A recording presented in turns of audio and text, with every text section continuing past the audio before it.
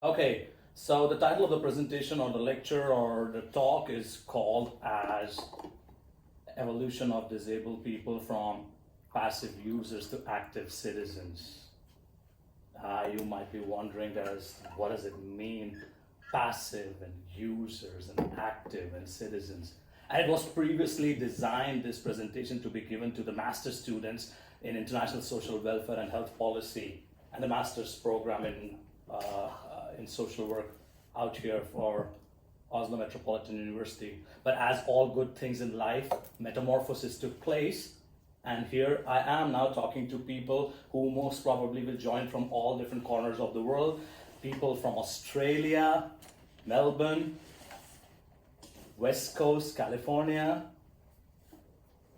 people on the East Coast, Ireland, UK, parts of Norway have shown interest to listen to this presentation, and this is something really humbling for me. I'm so thankful that you people take out time and say you want to listen to the whole thing.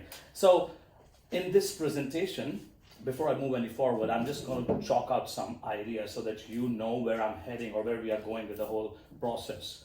So I'm going to give a brief outline about my background, then move on to how the situation for disabled people is globally speaking, narrow it down to Norway, which is one of the best countries in the world on the Human Development Index.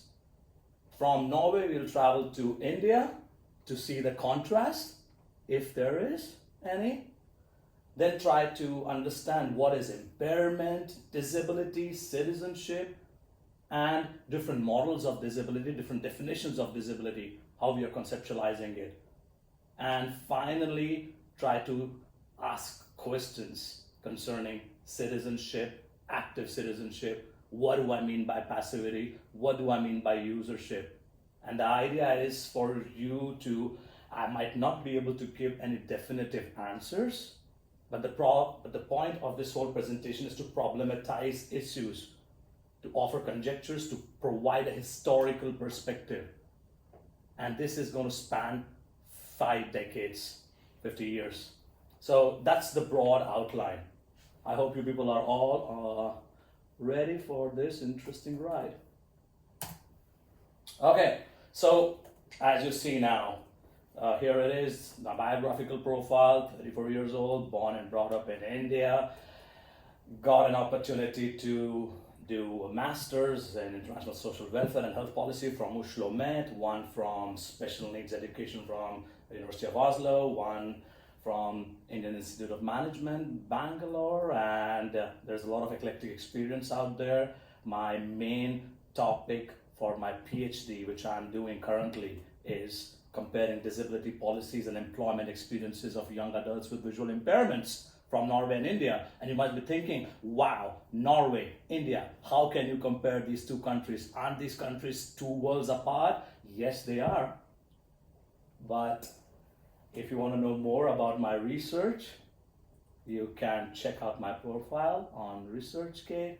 And if you are based in Oslo, my office is X666 Stensberggata. You heard it right. Office number 666. So you can come and check me out there. Have a talk if you want to know more about my research.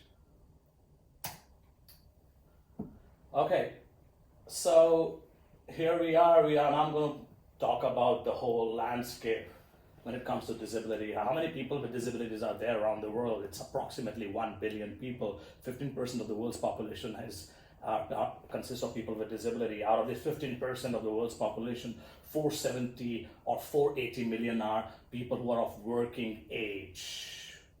And 180 to 220 million are those who are called as young adults with impairments or disabilities. A vast majority of these people live in what we call the majority world, developing countries, industrializing countries.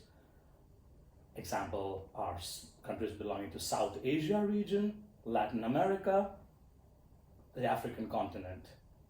And what's the situation of people with disabilities when it comes to their employment? I think it's not very good. It's pretty rather shambolic. If you look at the worldwide picture, the people with disabilities in the developing countries, they are almost 80 to 90% unemployed.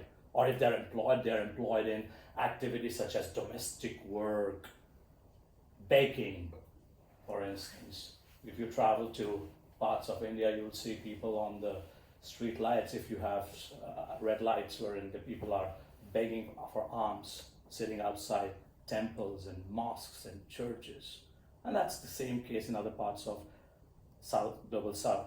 So these people with disabilities in general have really poor educational outcomes, really poor health outcomes. There's a huge disability and poverty nexus wherein one feeds into the other. If you are poor, then the chances of you being disabled increases. And if you are disabled, then the chances of you and your family being poor increases. So it's a huge problem, especially in the global South, or countries belonging to the global South. And what I mean by global South is the majority world, the world which consists of big parts of human population. And if you think about the employment situation for disabled people globally, as I mentioned some moments ago, it's not good. There's huge amount of unemployment, even in industrialized, developed countries. And the fact that these people cannot participate in the labor market leads to trillions of dollars which are lost to the GDP. So, as I mentioned, I'm going to contrast the case of Norway and India just to give you a little bit of perspective that where we are standing when it comes to the employment inclusion, social inclusion, disability rights for people with disabilities. Let's check what's happening in Norway because, of course, as I mentioned, the best country, really the best in the Human Development Index, number 1 in 2019. 17.6% of Norwegian population in some way, shape, or form has a disability. You might be wondering, for those who are hearing this figure for the first time, almost 1 out of 5 is having impairment. Gosh, I've not seen so many blind people or people on a wheelchair moving around in Oslo, in Trondheim, in Bergen, in Tromsø. So what is Kakan saying? 17.6, that's a huge number if you think about it. But yes, these are the statistics. If you think about the employment situation for disabled people, it has been kind of rather bad, very precarious. The general employment rate for people with disabilities stands around 42 to 45%, and it has remained kind of stable for the past 2 decades. And one thing which is the most shocking is the fact that Norway spends 4.3% of its GDP on disability protection. It's the second highest in the world, very close to what Denmark spends.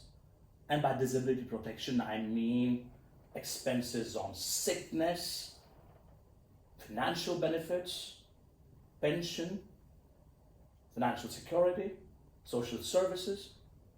It's a huge amount of money if you think about it. 4.3% of its entire GDP is being spent on disability protection. The OECD country average, the rich, developed, advanced, industrialized country average is around 2%, 1.5%. So here we are talking about a country which spends a lot of money on disability protection, but does not have the best of the outcomes. What do Norwegian experts say when it comes to the labor market inclusion of disabled people? They say Norway is, as you look at the PowerPoint presentation, the last bullet, it'll say it's mediocre among OECD countries. It's not the best. Something is getting amiss when students with physical disabilities are not able to finish their high schools, when students with visual impairments are not able to go to higher education institutions, when they encounter accessibility barriers. All this feeds up to the fact that there is employment exclusion, and on top of that, employment is very, very critical, as we know. If we don't have work, we cannot participate within the community. We cannot be socially included. So it's a problem in Norway. Let's see the situation in India. Oh, of course, Norway, you might be a little bit shocked that this is a problem when it comes to inclusion of people with disabilities with regards to their political participation, community engagement, educational outcomes, employment inclusion. What's the situation in India? Of course, but obviously India is going to be not very good, right? You're right. 129 on the Human Development Index. Yeah, think about 5 to 8% of the population has a disability. And these are very conservative estimates. It could be a lot more, but these are estimates from the civil society or external observers. 120 million people with disabilities in the country, or 107 million, depends upon how you count them. And as I said, these estimates are based on the fact that India's population is 1.3 billion. So if you take 5 to 8% of that, you will find some figure close to this. Of course, these figures will be contested by the government of India, which will say that the population of disabled people is 2%. Why do they say that?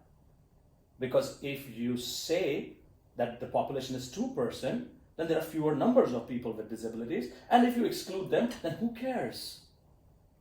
Who cares, right? So when you think about the situation of employment for people with disabilities in India, again, these are estimates. 36% of them get employment as compared to 55% in the general population. If you think about the figure with regards to education and employment outcomes for young people with disabilities, it's less than 2% of the population they get educated. Less than 1% participate in the labor market, formal sector, contractual labor market. It's a huge problem. These are the people who end up having to encounter cultural othering, stereotypes, economic marginalization, social exclusion and social oppression.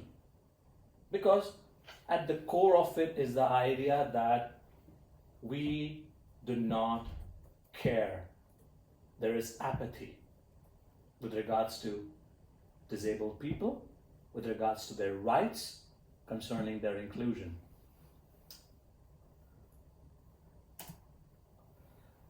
Let's move on. Now let's take a quick pause and see where we have reached. I presented the whole global picture. 1 billion people with disabilities, 470 to 480 million in working age, employment exclusion, they have poor educational outcomes, social exclusion, oppression, globally speaking. Vast majority of these disabled people live in the global south, countries belonging to the developing world. Okay, then I zoomed in. We moved from the global to the particular Norway, one of the best countries in the world, but still it is failing its disabled population. Still disabled people are not able to finish their high school, undertake education, get into employment, retain employment, have fulfilling, meaningful lives. They have to fight for their brukerstock personal assistant, user-controlled personal assistant, for example. From there we move to India, the contrast case, which has one of the largest populations of disabled people. How is the situation there in that society? Not good. Not good. Quick points about impairment, disability, and citizenship. 3 things. So impairment, what is impairment, you might think? I am vision impaired. I am what you will call legally blind. I use a screen reader. Job access with speech to read and write. I use a long white cane to walk on the street. I don't recognize faces. I have a condition called as retinitis pigmentosa, which is a degenerative eye disorder. And if you're seeing me out there, you might see my eyes move. There's nystagmus, constant nystagmus. This is what impairment is. Comes out of nature, chance, providence, whatever you want to call it. Hindrance, obstacles. What is disability? Disability is a bit broader term. It's more like a superstructure over and above the impairment. It's something which kind of leads to social exclusion. Yes, I might have retinitis pigmentosa. Yes, my eyes might be moving because of nystagmus.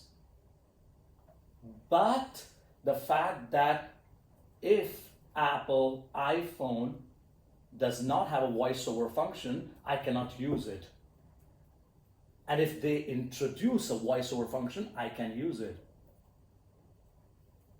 And that aspect wherein, with regards to the voiceover usage, with regards to having a software or not having a software which could assist me, creates and perpetuates the experience of disablement or disability. We'll take a deep dive into this later. But this is at the basic level. At a very crude level, people have compared impairment to sex and disability with gender, following the feminist theory, critical theory. People have done that. The dichotomy between sex and gender. Similarly, impairment and disability. But moving on to this aspect of citizenship, that's a very important topic. Why could we be concerned about citizenship? Because we often throw the terms rights. This is my right. I should have a personal assistant. I should have a person who could help me read documents. And who grants these rights? You might wonder. And the answer is state. How does state grant rights? Because they have to know who are the people in this club called as Norway, or Norwegian citizens, or people who live in Norway. So the most important takeaway which you should think about citizenship is it's about membership into a group. Are you a member or are you not a member? Are you included in this group or are you excluded in the group? Do you have entitlements and rights or you don't have entitlements and rights?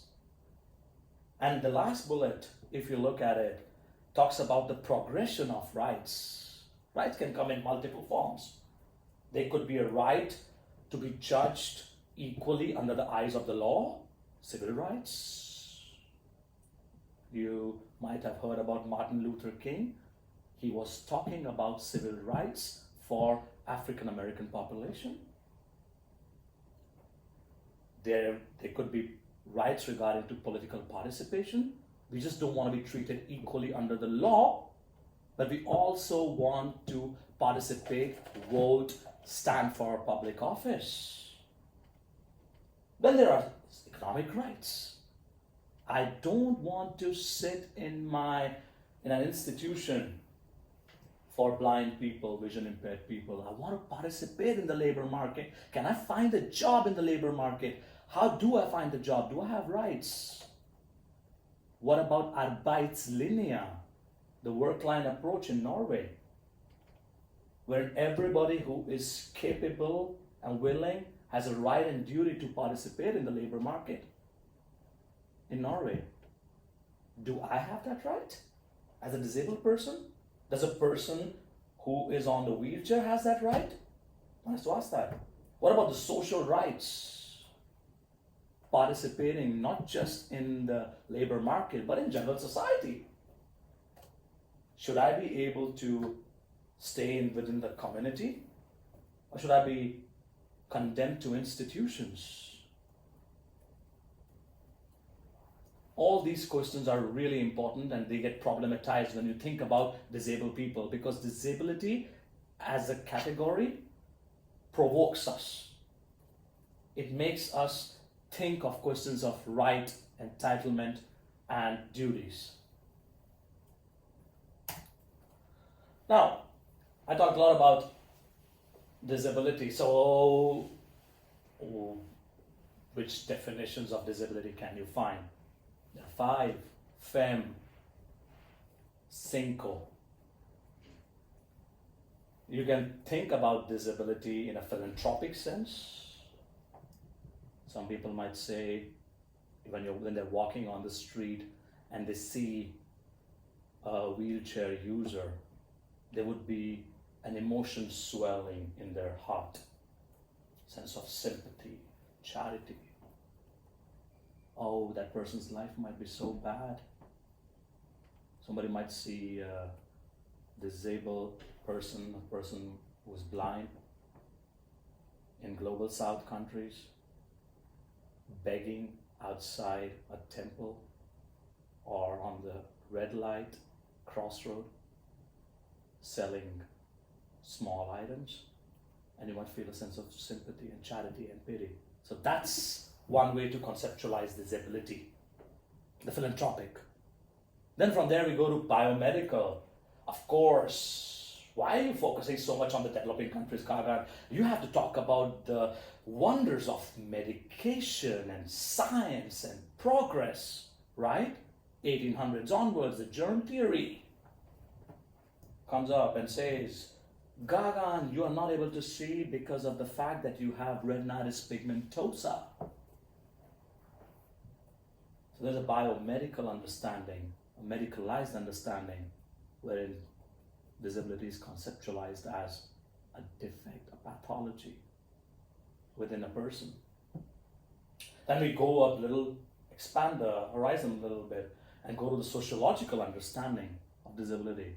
As I mentioned, I am able to have a job, I'm able to raise a family, I am able to go out in nature, go for a swim, go on ski trips, I can participate, I can do activities. But what about disabled people? What about those who are on wheelchair? What about those who are blind? What about those who have mental health problems, issues? Can they do that? Do they do that? That kind of activity-oriented understanding of disability.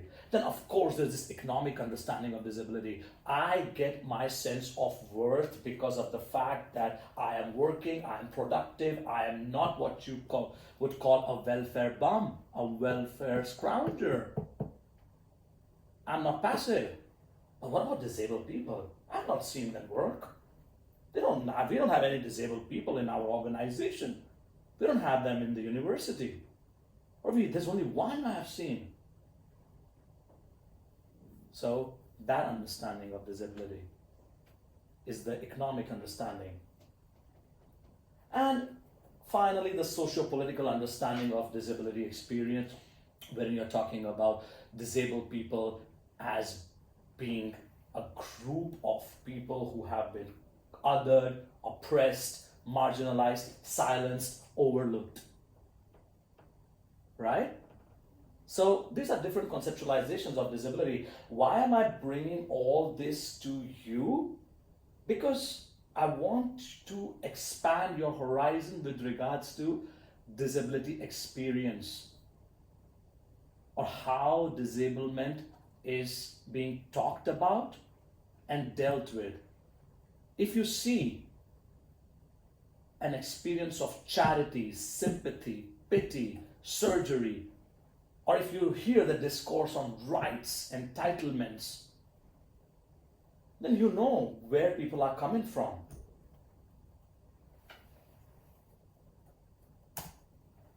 Now I'm going to talk, since I talked about the definitional issues with regards to disability, I'll be crystallizing them in different models.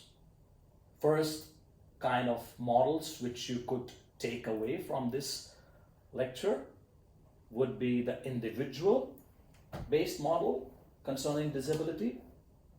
So this could be subdivided into two categories. One would be the moral and the other one would be the medical. As I mentioned some moments ago, the philanthropic leans on the idea of moral. Imagine me walking in the streets in India with my white cane and people saying to me, perhaps Gagan did some bad karma in his previous life and he is encountering some sins. And this is the reason why he is having this blindness or low vision. This is this moral understanding of impairment, disability, whatever you want to call it, has been going on for millennia. Pick up Bible, and they would say, the lame shall walk, the blind shall see. Pick up Quran, pick up Vedas, pick up other religious texts. It has been going on for such a long time.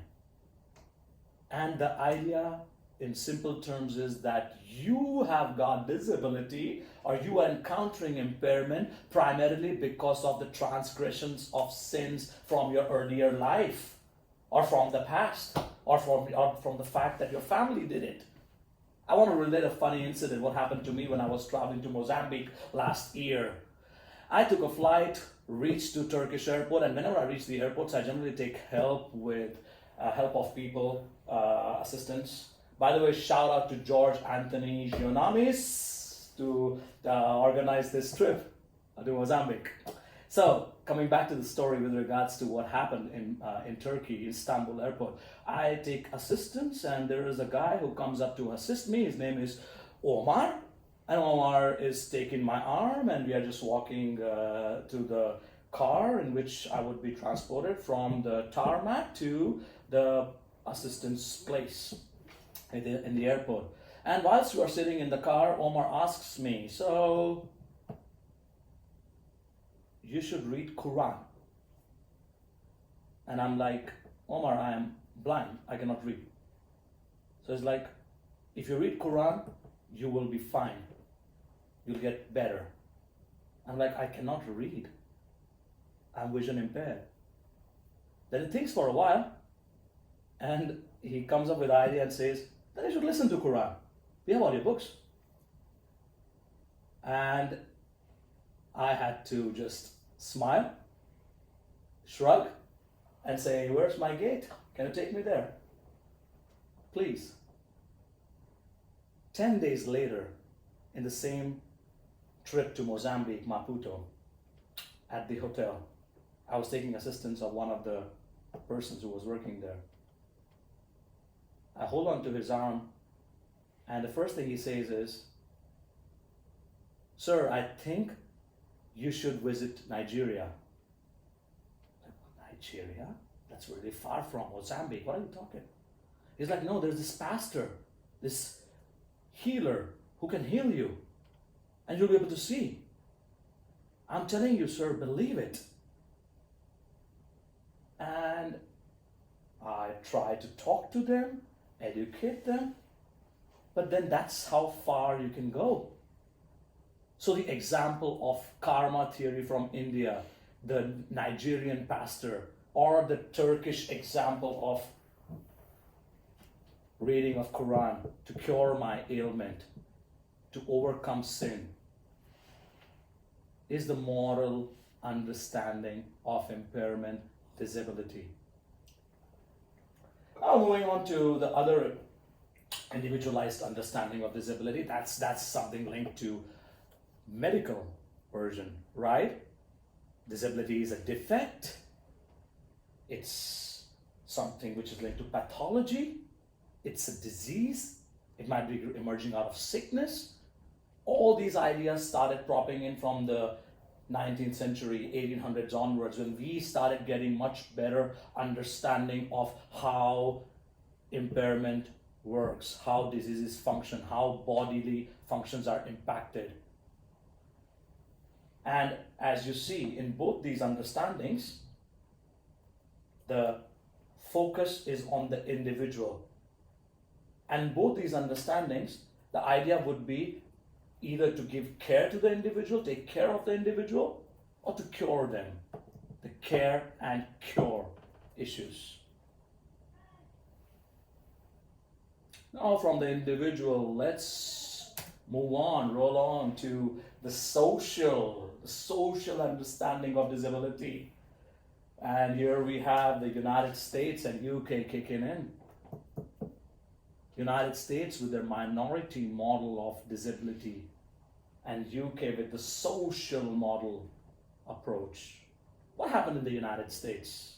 We all know right now we are witnessing a new reckoning with regards to race relations, with regards to racial equality, and all this story took off in 60s, late 50s by Martin Luther King and his associates, which said, we want equality rights. We are a minority group. We are 13% of the United States population. Why don't we have right to vote? Why don't we have right to participate in the labor market? Why don't we have right to good education, good housing? Why is America thwarting our freedoms and our human flourishing? The United States ought to fulfill the promissory note, which said that all men are born equal. So that was the civil rights movement, which focused on the common identity experience of the minority. We are a minority. We need to mobilize together socio-politically to fight for our rights. And that led to huge strides in the United States with regards to racial inclusion. But what happened to disabled people?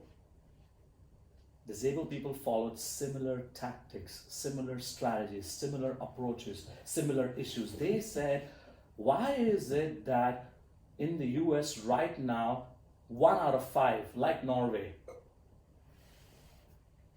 persons has a disability? Why is it that this 1 out of 5, 20% of the population, is being excluded, marginalized, not being taken care of? Don't we have equal rights? Aren't we human enough? Aren't we citizens? I don't want to be treated as a second-class citizen. And they pushed forward with that agenda. 1973-75, the fantastic Judy Heumann, I got the opportunity to be with her, meet her on the East Coast. She, along with other activists, pushed for rehabilitation rights, pushed for inclusion, and because of their efforts, Americans with Disabilities Act was passed in 1990, which was the first civil rights act targeting the employment, education, health, and social inclusion of disabled people, the welfare needs of disabled people around the world. The first in 1990. So, all these developments were taking place in the US in 1990 or 1970s, 60s, 80s. What is happening on the other side of the pond? In UK, social model of disability took over. Some moments ago I mentioned about this idea that impairment is akin to sex and disability is similar to gender. It's on top. It's an overstructure on the impairment experience. That idea that we are disabled primarily because of societal barriers. I am sitting on the wheelchair and I want to access a building, but I'm not able to access the building because there's no ramp. I am blind and low vision, but Apple company does not care about my needs, does not build a voiceover software, so I cannot use it. The focus, as you see, in both the cases, the minority model and the social model has shifted from the individual to the society. The core idea is we encounter attitudinal barriers, accessibility barriers, structural barriers, which leads to lack of participation, which leads to our exclusion and marginalization. We stay on the fringes of the society. We don't participate in it. The late great Mike Oliver passed away, was a great proponent of this. Professor Colin Barnes, vision impaired, from the US, with Finkelstein. They pushed this agenda. And because of this, great victories have been achieved. This social political mobilization of the rights of persons with disabilities. Let's move to the next thing. Okay, we moved, just to do a quick recap with regards to the model, we talked about the individual model, which had the moral implication, which is talking about the sins and karma and getting you fixed through divine intervention, and the medical model, which talked about impairment and pathology and disease and sickness, and let me fix you with the medical interventions. Then we move from the individual to the social, and we talked about the minority model. Let's unite together, fight for our rights, because we are the minority group in the society, and the social model, which focused on social barriers and the lack of participation based on that. But there was something which was missing between the individual and social. What is that? Why is it that disabled people for millennia were seen in a pitiable, charitable, sympathetic light? Why? Then somebody checked it and said, okay, perhaps it has to do with the kind of stories we tell about disability, about impairment, about lives of people with disabilities. Somebody said that it's the way they are portrayed in the media, in the society. We are boxing them, putting them into the categories. The novels which we write, the movies which we produce, the plays which we enact. How are disabled people featured in that? Oh, here's the problem. The language ends up othering disabled people. So this is the cultural model of disability, which pushes or which problematizes the idea that the way we portray disability leads to our attitudes, leads to the perpetuation of our stereotypes, and leads to the stigmatizing experience. And it all started in 60s, 70s with this whole experience of postmodernity and linguistic analysis and linguistic critique. And it was really important because it zoomed in and put the light on themes such as ableism and disableism. It's talked about the norms when we create a story. How do we want the character, the protagonist, to look like? Do we have disabled people in roles of power? In roles wherein they take responsibility? In roles wherein they are not care receivers but care givers? Or it's the opposite we perpetuate or create. So that analysis happened. Rosemary Garland Thompson, Leonard Davis, other people, experts from both sides of the pond, United States and the UK, they pushed this agenda. And then it was the relational and gap model of disability, which popped in the Scandinavian context. As I said, individual model focused on the individual, social model focused on the social. But then somebody said, wait a minute, I think it's the intersection between the individual impairment and social barriers or social demands which leads to disability. It's the gap. It's the gap. Imagine me having voiceover in my phone. But if I want to right now look at you in your eyes, or if I want to have a more perceptual experience, it can assist me, but it cannot take away the impairment experience, which is embodied. It cannot make the pain which I have in my neck because of the fact that I have vision impairment, and my brain and my eyes are making the best effort to see the reality, to see the surroundings as best as it can, you cannot take that away, the social model. So that's why the relational and gap model came up and said that, oh, like a good, pragmatic, middle of the road Scandinavian theory, we encounter disability or disablement experience because of two things: the presence of impairment and the societal demands. And there's a gap which results out of these two things, which results into impairment and disability experience, which aggravates it. Now, so from individual, moral, medical, to social, US, UK, to relational gap model, Scandinavia, and cultural model, we come to the favorite of the current times, the human rights model. And what I mean by favorite is United Nations Convention on the Rights of Persons with Disabilities. That's a mouthful to say. Got passed in 2006.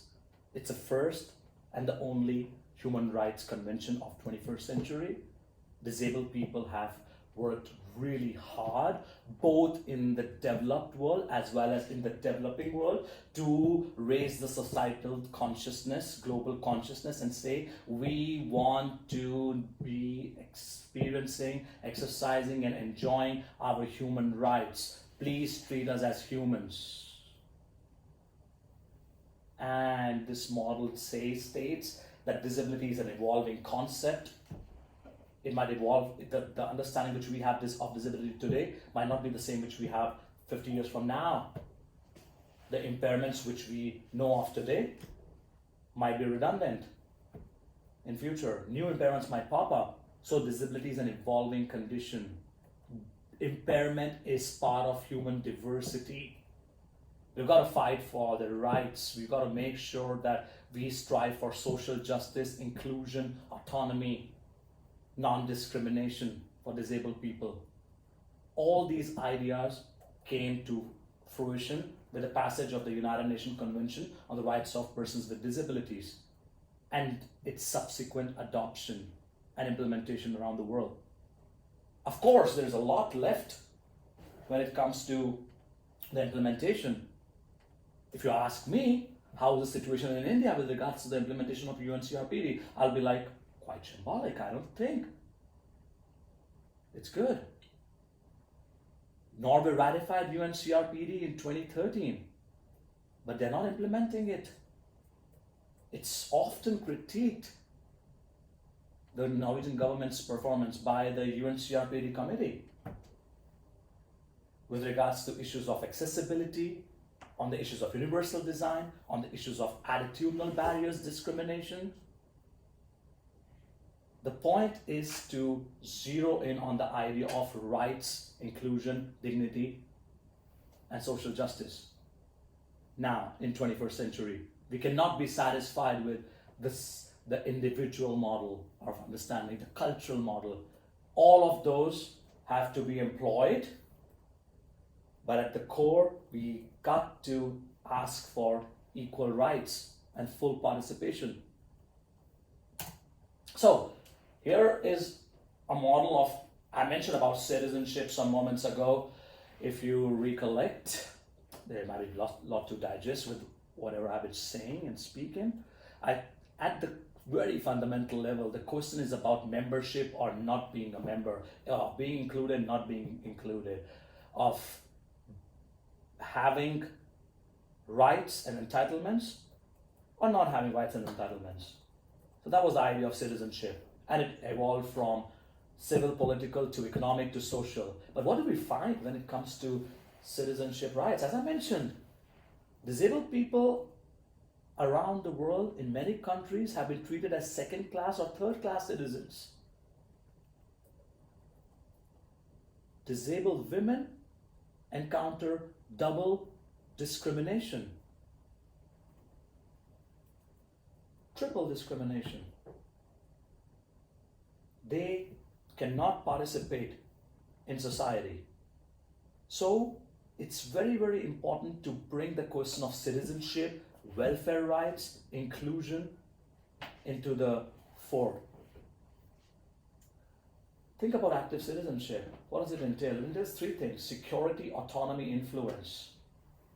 And it's based kind of on the idea of Nancy Fraser, which talks about three things: redistribution, recognition, and representation. I'll repeat it again.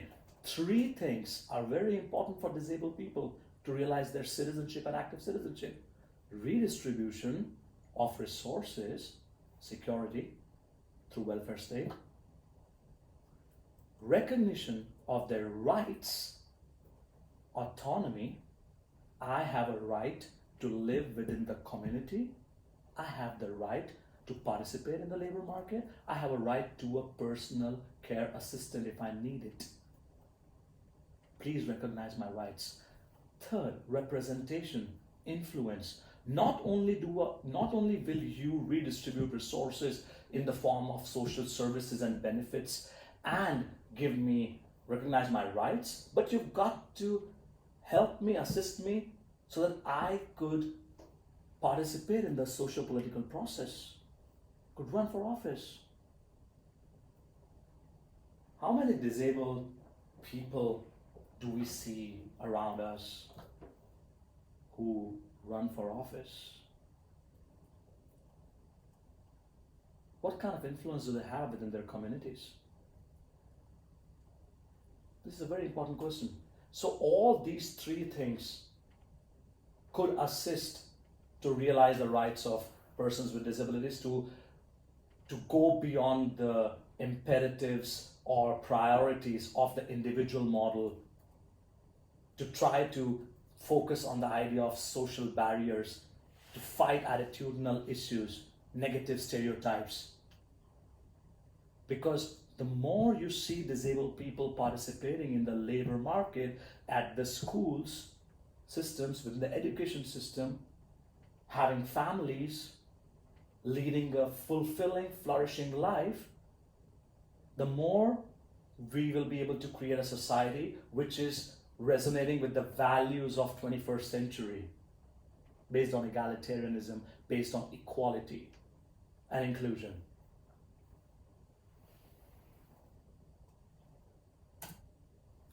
So now to conclude, and after that we could just have a discussion, dialogue on all these themes.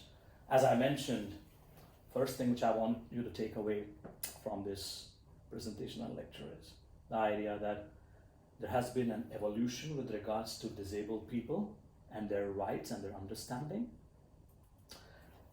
It has moved from individual level to social model. It has moved from moral understanding to medicalized understanding. It has moved from poor representation of disabled people in media, in society, to a much more empowering representation of people with media and with media and society. But that does not mean that this is a universal proposition. It might very well happen that in a society, simultaneously a medicalized understanding of disability and a human rights understanding of disability might coexist. Let me give you an example. If you go to the welfare state in Nav, called as Nav in Norway, you've got to explain to them that you deserve to get assistance. You've got to tell them that here is my doctor's letter which states categorically that I need help, I need assistance, I need this service, I need this financial benefit. And then now we'll say, okay, fine, let me just have a look.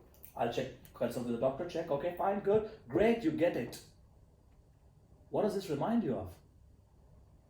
A little bit medical, right? Welfare state has this issue, a dichotomy, to decide who is deserving and who is not deserving. And in order to determine who is deserving to receive benefits, services, they would have some criteria. And disabled people have to pass that criteria, the medicalized criteria, if you will, to get the services. And at the same time, if you look at the civil societies, Norwegian Association for Blind and Partially Sighted, Uloba, Norwegian Association for Young People with Disabilities, Unge Funksjonshemmede, they rely more on the idea of disability is perhaps a result out of social barriers. We want to fight to get better rights. We want to get better inclusion. We want to have more autonomy. We want to fight for user-controlled personal assistant. We don't want to just focus on fixing the problem, finding the cure. Yes, we might be able to do that, but we are also interested in other things.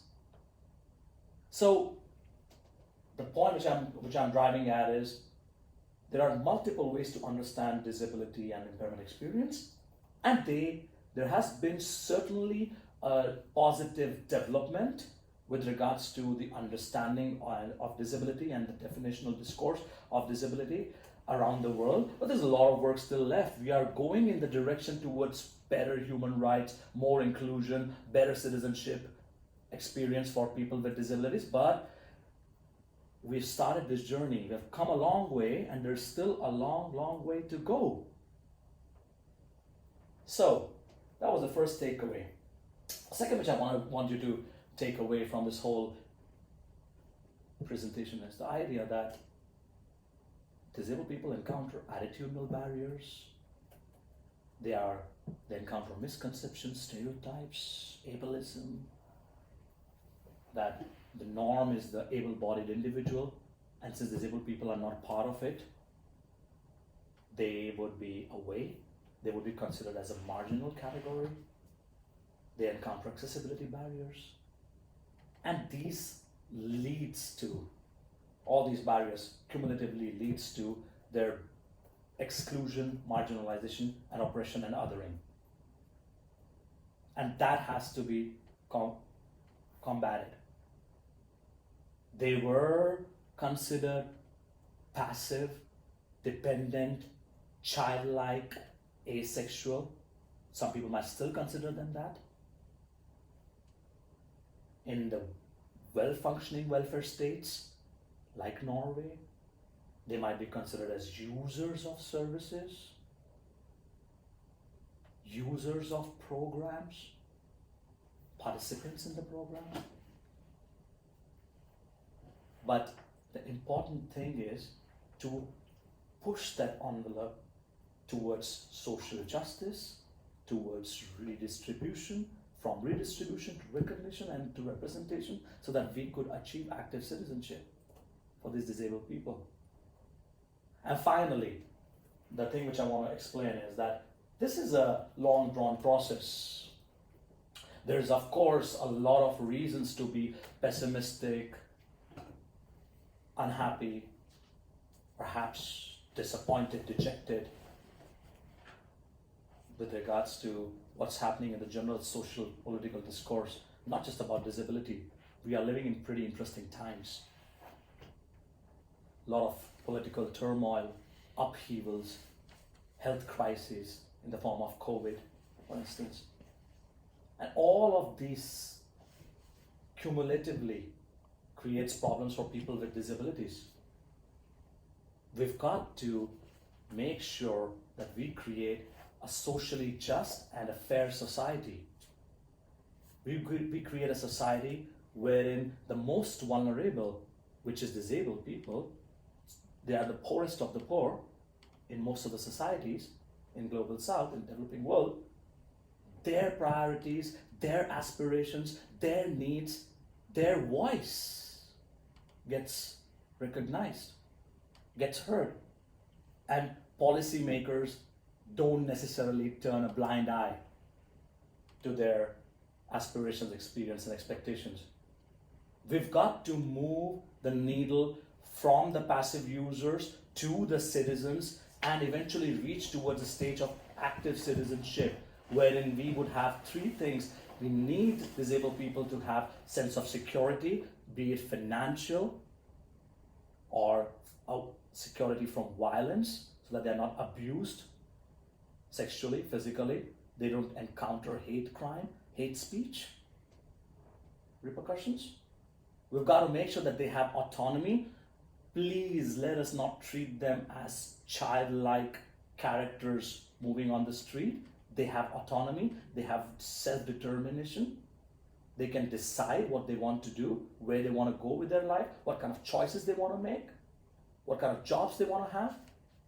And finally, they should have the opportunity to influence not just their life, but the life of other people around them, and contribute to the broad milieu of the society and make this societies in 21st century more fair, more just, more equitable. Because I think we can do it in 21st century. We are living in interesting, peculiar times, aren't we? So let's try and aim for the stars. Perhaps we will be able to land up at least at moon, if not anything else. Thank you. Thank you. Okay. Questions, comments, input. I'll really appreciate if you could give your name before you start talking, because then that helps me to contextualize the whole experience. Thank you. Hello, this is Janne. Hi, Anna. I think it was very interesting to be able to learn more about it. So I have been working with disabled people before, and I have in 20 years I've been a social worker. Wow. And I also I've also seen in Norway that in the 1994 there was they wanted people to have their own apartment, but now in 2020 they will go back because of economic, and they go back to institutions, and I think that's maybe I have a way to go. Oh, absolutely. Yeah, so I can see that. That's a really interesting point. Thank you, Jana, for mentioning that, because what I feel is that Jana is pointing towards this trend towards deinstitutionalization. Norway was the pioneer, along with Sweden, when it comes to deinstitutionalization reforms across the world. Norway, which was predicated on the idea of normalization, participation in the community. And you're right that back in that time, people in early 90s said, again, it has to a little bit do with the passage of the Americans with Disabilities Act and the strong independent living movement, which was taking place in the US and UK. And the idea is this, what Juliana said, that this deinstitutionalization reforms led to a wave of disabled people start coming out of the institutions closing down, and people living in the community, participating in the community, being neighbors, saying hi, sam, op, sam to to others, and that kind of would lead to active inclusion. But as you rightly pointed out, the clock is being pushed back. There are some tragic developments, and there's a slippery slope, and we've got to stop this. And imagine if a society which is financially as endowed as Norway is, 5.3 million people, the largest sovereign debt fund in the world, if this society cannot afford to have people with disabilities outside institutions and give them a meaningful life, where could they have this experience? So thanks, Jana. You're right. Yeah. You're right. Absolutely. It's Lara. Lara? Yeah, Lara. Hi, Lara. Hi. Well, I was just wondering, because you said you gave the example of the Quran and you cannot read, but this was then it mentioned, or I thought of the question that how did MIS meet your needs? Because it is a lot of reading. So. Yeah, I think I was really fortunate, because when I came here, shout out to Stuart Arthur Deacon, who used to be previously associated with MIS, and Eva Balu from the Disability Reasonable Accommodation Office. So before I reached to Oslo, Norway, I sent some emails to these people, and Stuart actually talked to me for half an hour before I landed in Oslo and said, "Oh, Gaga, so what would you need? Like, what kind of arrangements could we make, and so that it's much more seamless for you?" And I got a lot of support from the MIS.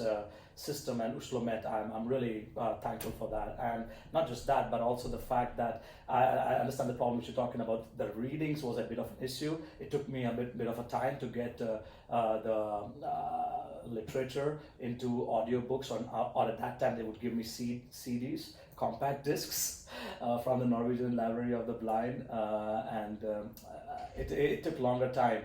But I was pretty active, engaged, involved. I would go to the classes, listen to the professors, have conversations with them, and participate a lot. So I kind of fared pretty well. I would say so.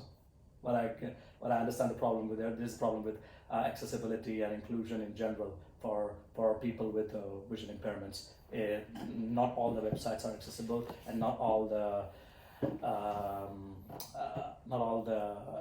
course material is readable straight away. Yeah. Right. Thank you. Thanks, Lara. This is Bente, trying to say something. Do you hear me? Yes, Bente, loud and clear. Go ahead. Yeah, good. You know, I am a startup, and we are trying to get a program for people under 30 years old to get them to be productive or active citizens. Yeah. Like you mentioned. I have taken a note from your presentation today, and I think it's about to change the storytelling. Do you think it's on the right track? Yeah, like I think you're right that we've got to change the story.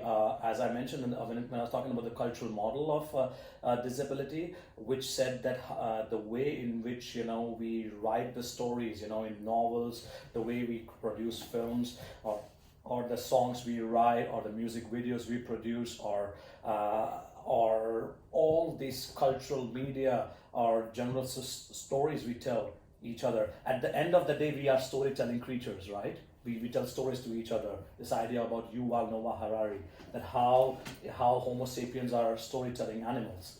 So if we somehow shift the focus more from stories linked to passivity, weakness, dependency, care, cure, to something which has to do more with equality, inclusion, dignity, autonomy, self-determination, being more participatory in the labor market or in the society. All these stories could cumulatively assist in making the employment inclusion and the social inclusion for people with disabilities better in the 21st century. And I think we can afford to do that. I have a feeling that, especially when it comes to places like Norway, which has, as I mentioned some moments ago, population of 5.3 million people. 80% of that is ethnic Norwegian, pretty homogeneous. They're peaceful neighbors. It's a prosperous society, well-educated society, transparent society. Society has good governance, good welfare state, one of the best in the world. All the things are in place for it to be used or it to be employed in a way so that we could tell a story which is a lot more resonating with the demands and the expectations of 21st century, and that's what I feel. So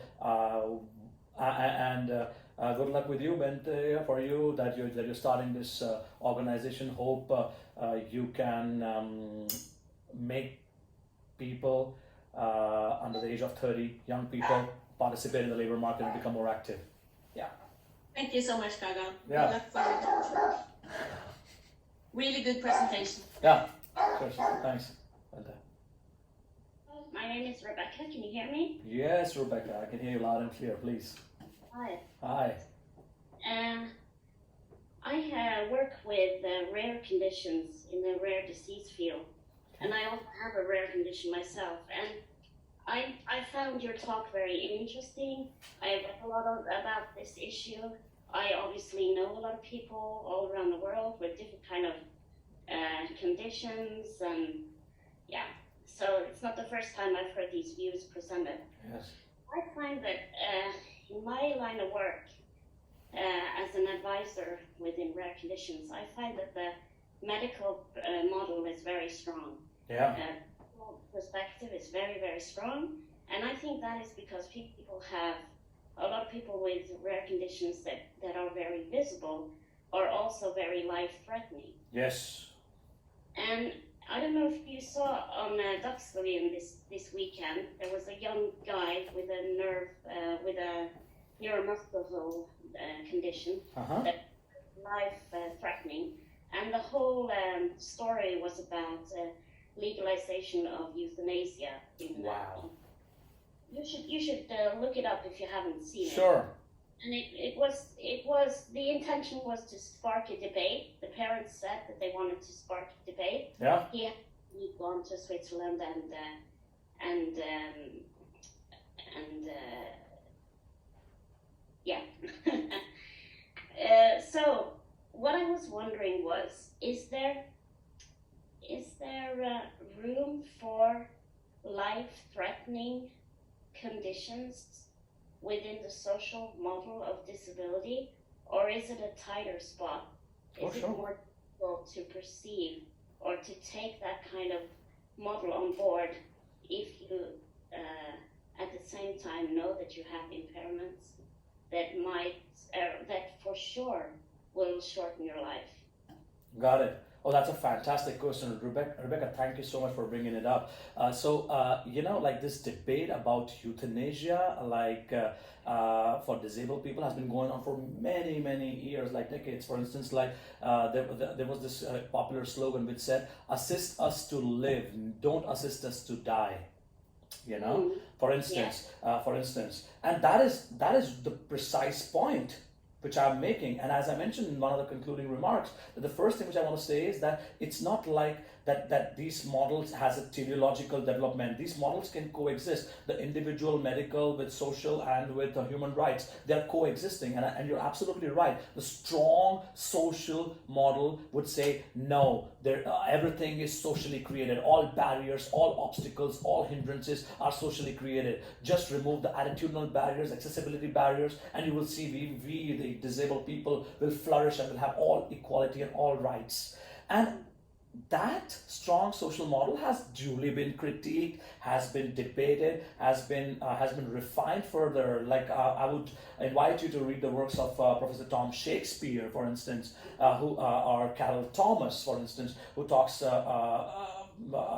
very strongly, or Professor Dan Goodley, who talks a lot about this, giving primacy to the impairment experience as well. As I mentioned in the presentation, that doesn't matter if society removes all the barriers from socially created barriers, attitudinal and accessibility. I still have pain in the back of my neck because of, and this pain in the back of my neck is emerging out of this embodied impairment experience. So that's very, very important to point out and to keep in mind. So it should not be one size fits all. There has to be plurality on different horses for different courses. And to your point about assisted suicide, I'm strongly of an opinion that the welfare state, it goes back to the question of redistribution and security. When I talked about active citizenship, that the welfare state should enable people with impairments to live healthy and flourishing and life which undergirds their human well-being. Okay, so I of course, if the individual makes the choice not because of the material circumstances, not because of the societal pressure, not because of the prevalence of societal barriers and so on, to commit suicide, then that's a debate.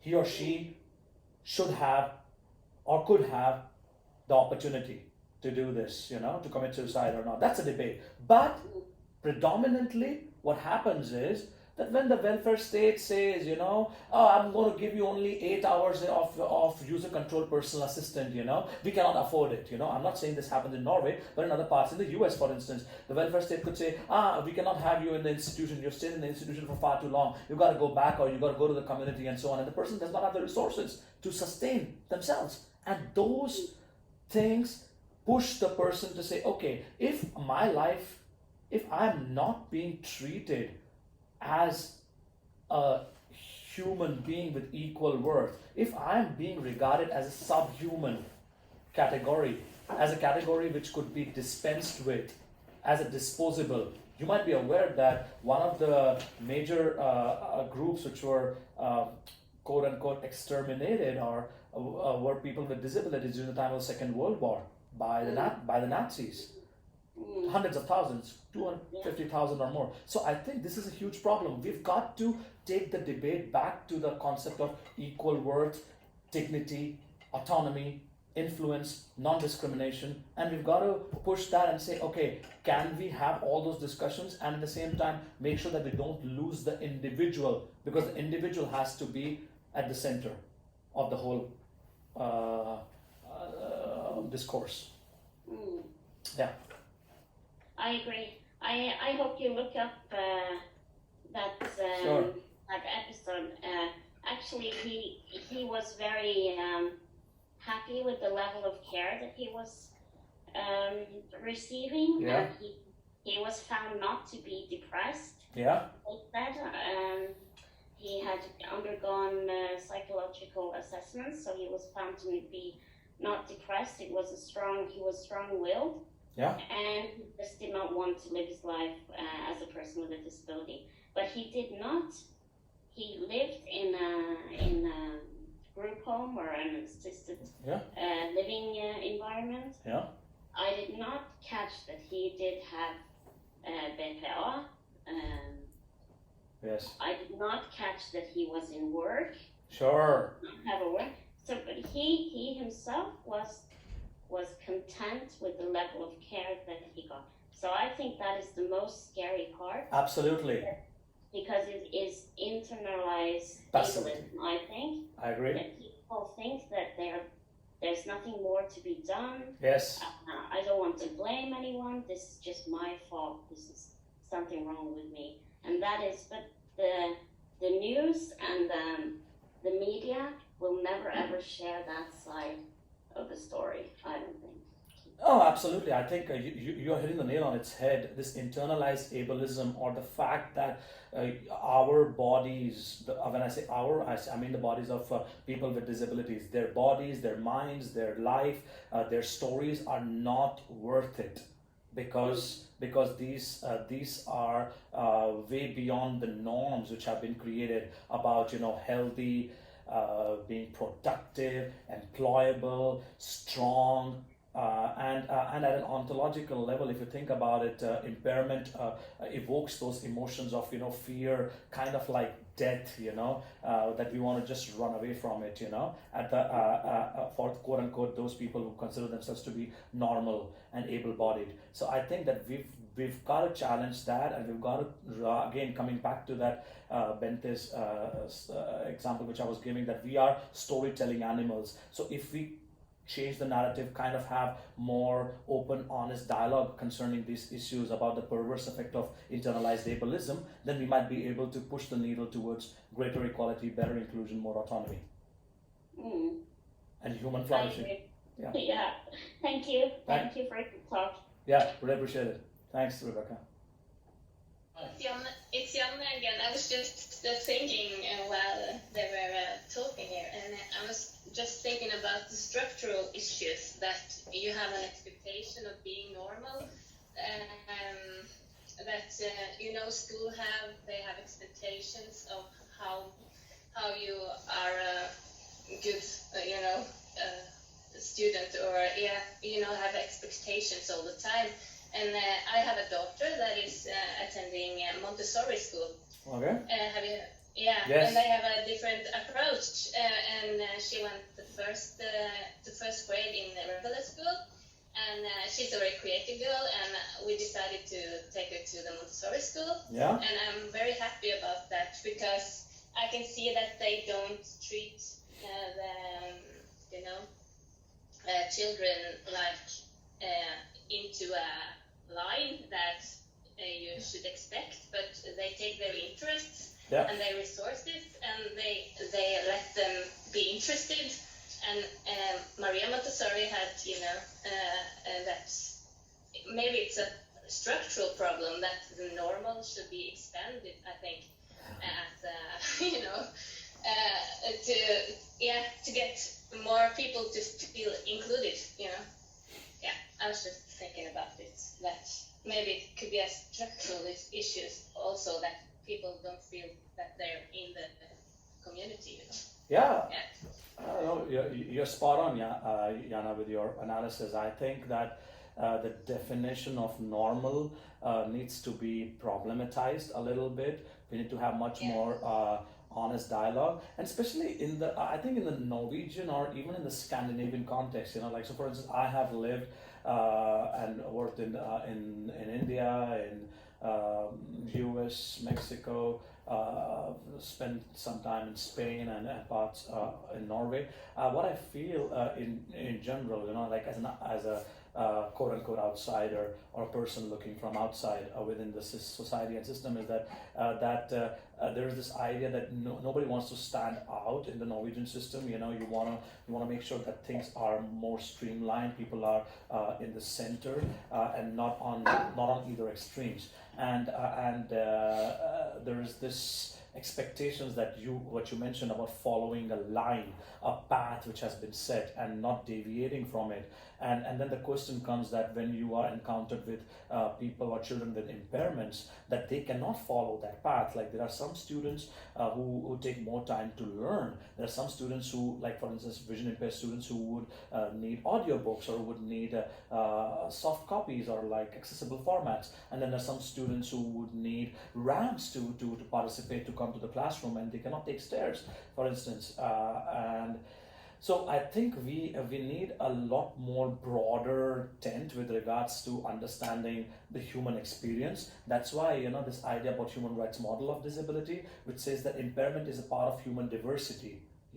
Like my vision impairment, like I don't judge you on the color of your eye, like I don't, like it could be blue or brown, green, whatever, but so why should you necessarily prejudge me just because of the fact that I have a vision impairment and I have nystagmus or I'm quote unquote legally blind. So I think we need to be a little bit more honest, dialogical, open-minded, and not look the other way.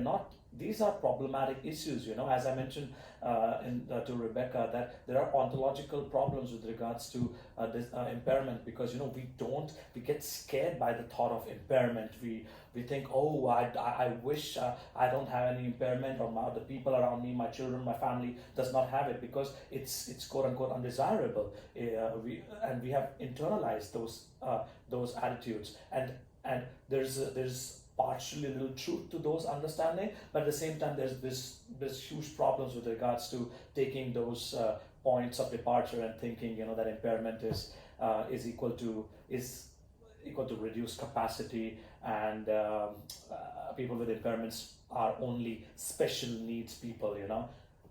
We all are interdependent, aren't we, in some way, shape, or form? Yeah. Yeah. Thank you. Yeah, thanks, Anna.